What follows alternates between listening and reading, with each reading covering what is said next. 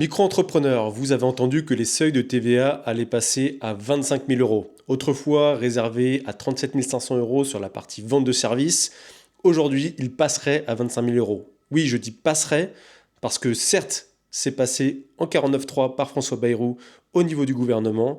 Maintenant, il peut y avoir encore une motion de censure, très peu probable, mais ce n'est pas encore totalement définitif.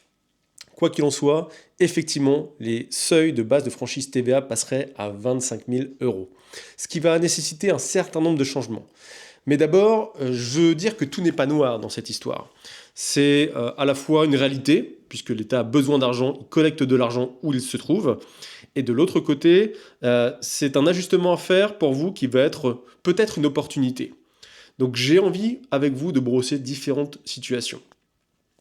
Alors déjà, la première situation, c'est vous vendez des services à des entreprises. Deux cas possibles. Premier, vous vendez à des micro-entrepreneurs, par exemple, des services à des micro-entrepreneurs qui, eux, sont en franchise de TVA et donc ne collectent pas encore de TVA. Et là, effectivement, ça va être une augmentation tarifaire. Donc il va falloir faire deux choses possibles. Soit accepter d'augmenter vos tarifs, d'expliquer pourquoi, avoir un rationnel derrière avec peut-être une augmentation de la qualité des services, soit absorber la différence. Si vous ne voulez pas augmenter vos tarifs, vous allez devoir rogner sur votre marge. Et 20%, ça fait mal, très très mal. Donc il va falloir réfléchir dès maintenant à comment faire si votre cœur de client cible concerne les tout petits entrepreneurs, ceux qui sont micro-entreprises et qui ne collectent pas de TVA. Donc qui sont sur des chiffres d'affaires inférieurs à 25 000 euros typiquement.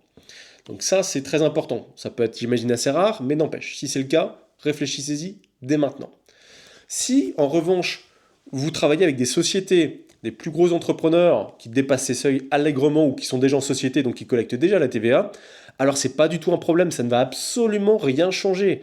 Vous allez devoir simplement changer votre facturation, indiquer les bonnes mentions, indiquer les taux de TVA, échanger bien sûr votre manière de gérer la comptabilité, mais en termes d'approche commerciale, de difficulté à vendre, ça ne va rien changer.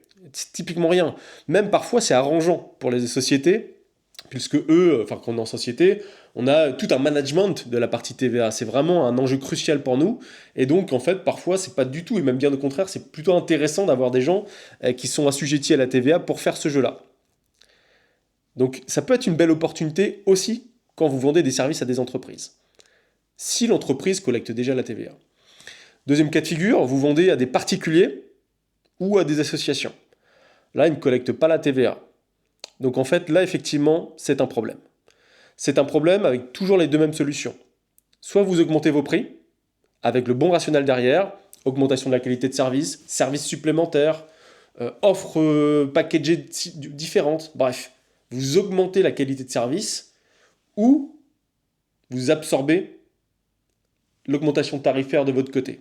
Vous absorbez ce choc TVA sans augmenter vos tarifs, et à ce moment-là, ça rogne vos marges. Et donc il va falloir trouver un fonctionnement interne pour avoir des économies de coûts en interne, chez vous, de manière différente. Et pour ça, c'est pas impossible. C'est le travail, par exemple, que moi j'ai pu faire avec certains entrepreneurs sur la clarté de leur fonctionnement en termes de processus, sur leur manière d'appréhender leur business, sur la manière de payer certains outils qui étaient inutiles.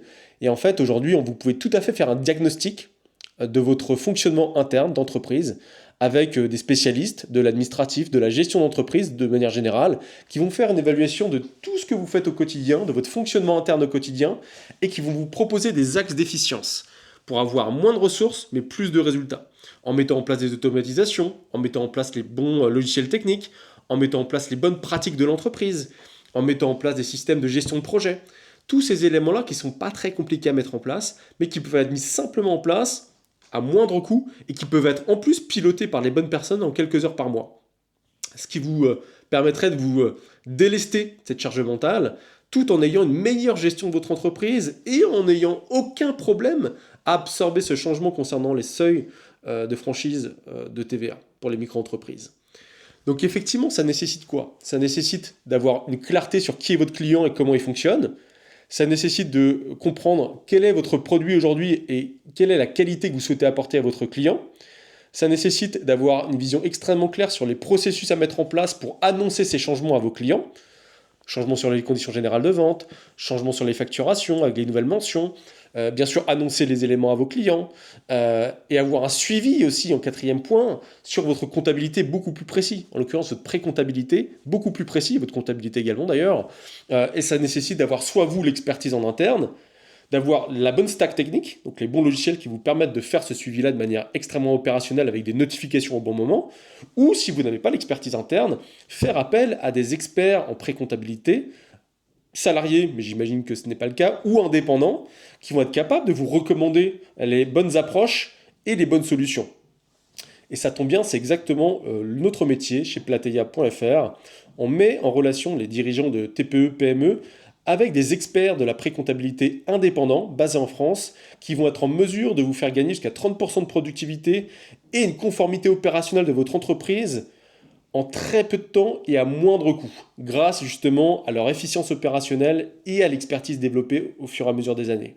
Donc si c'est des choses qui vous intéressent, n'hésitez pas à commenter la vidéo dans la partie commentaires dédiée et interagir avec nous de sorte à ce que nous puissions trouver ensemble les bonnes solutions adaptées à votre situation.